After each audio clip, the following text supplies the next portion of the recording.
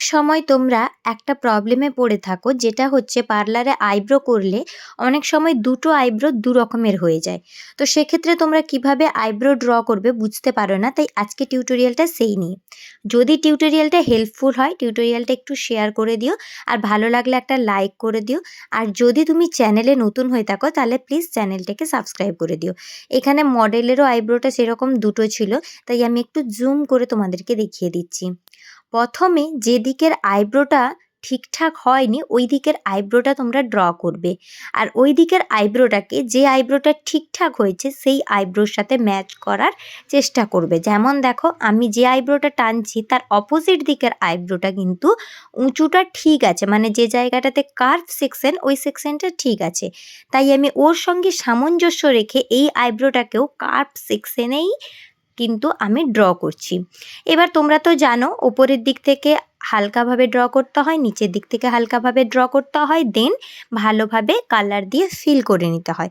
আমিও সেম প্যাটার্নে সে একই কাজটাই করছি, এবং সামনের দিকে একদম লাইট কালার দেবে যাতে কালার খুব বেশি মনে না হয় যে হয়তো অনেক কালো ভূত হয়ে গেছে। অনেকে কিন্তু এখানে একটা বক্স সেকশন ক্রিয়েট করে দেয়, সেটা দেখতে একদমই ন্যাচারাল লাগে না।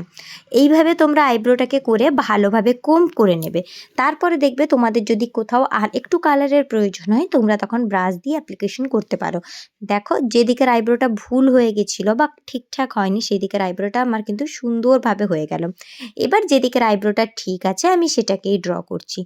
এটা ছিল আমার একটা মডেল স্যুটের ডেমনস্ট্রেশন, তাই এই ট্রিকটা আমি তোমাদের সাথেও শেয়ার করলাম। আশা করছি তোমাদের অনেকেরই এই ট্রিকটা হেল্পফুল হবে। আর এখানে আমি আইব্রো পোমেড হিসাবে সুইস বিউটির আইব্রো পোমেড ইউজ করছি। আর আমার চ্যানেলে কিন্তু এই ব্রাইডাল লুকটা খুব শিগগিরই আসতে চলেছে।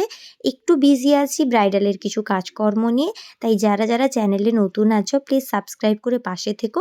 আশা করছি তোমাদেরকে অনেক কিছু নিত্য নতুন জিনিস শেখাতে পারবো।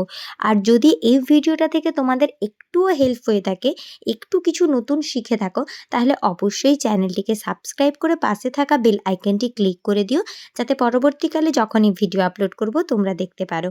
আর ভিডিওটিকে লাইক করে অপরকে শেয়ার করে দেখার সুযোগ করে দিও, যাতে যাদের যাদের এই প্রবলেমটা আছে সবার ক্লিওর হয়ে যায়। দেখা হবে খুব শিগগিরই নতুন একটা ভিডিওতে। ভালো থেকো, সুস্থ থেকো।